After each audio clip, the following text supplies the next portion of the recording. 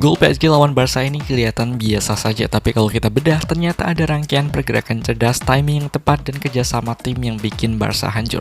Di video kali ini kita akan analisis gol ini dan apa yang bisa kita pelajari darinya. Barcelona menghadapi PSG dengan strategi khas mereka. Pressing tinggi dengan garis pertahanan yang juga tinggi. Tujuannya jelas, coba menangin bola secepatnya, lalu langsung serang PSG, atau enggak megang penguasaan bola. Barca coba nerapin pressing trap di sini.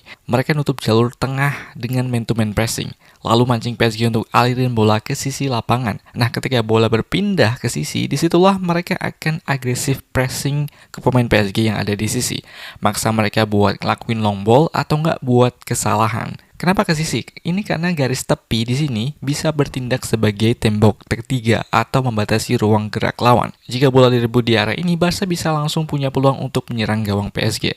Namun, di balik keuntungan itu ada resiko besar. Jika timing pressing pemain Barca yang keluar untuk nutup pemain PSG di sini tidak tepat, maka pemain PSG di sini bisa leluasa untuk membuat keputusan. Dan ketika mereka berhasil keluar dari pemain Barca yang melakukan pressing di area ini, maka pertahanan Barca akan otomatis terekspos karena banyak ruang kosong di belakang yang ditinggalkan oleh para pemain bertahan Barca. Dan inilah yang terjadi di gol ini. Dan aktor di balik gol ini adalah Nuno Mendes. Di sini PSG coba lakuin build up dari bawah, walaupun ditekan oleh pressing tinggi pemain Barca.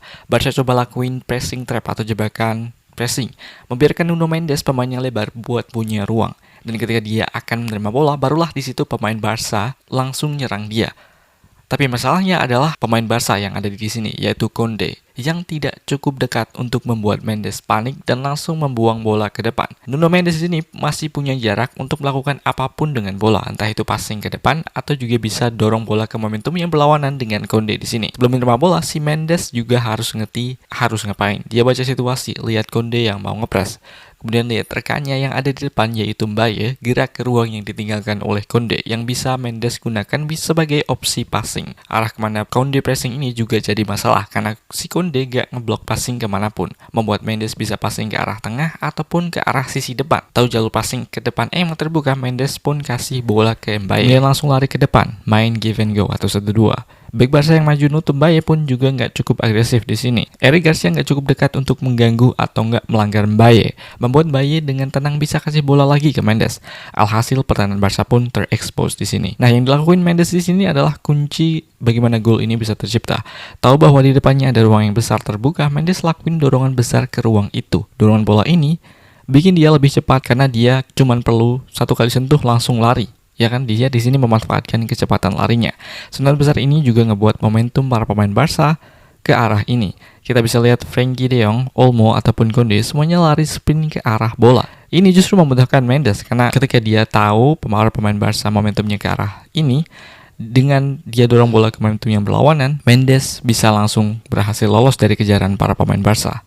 Sekarang si Frenkie de Jong yang berhasil mengikuti Mendes yang gerak ke tengah. Lihat momentum de Jong, ngikutin dia ke tengah, Mendes kembali ubah momentum, bukan gerak ke arah yang berlawanan, tetapi di sini dia tiba-tiba berhenti. Yang buat Frenkie juga harus tiba-tiba berhenti mendadak. Pas momentum Mendes gerak ke tengah, itu juga membuat si Cubarsí ngikutin.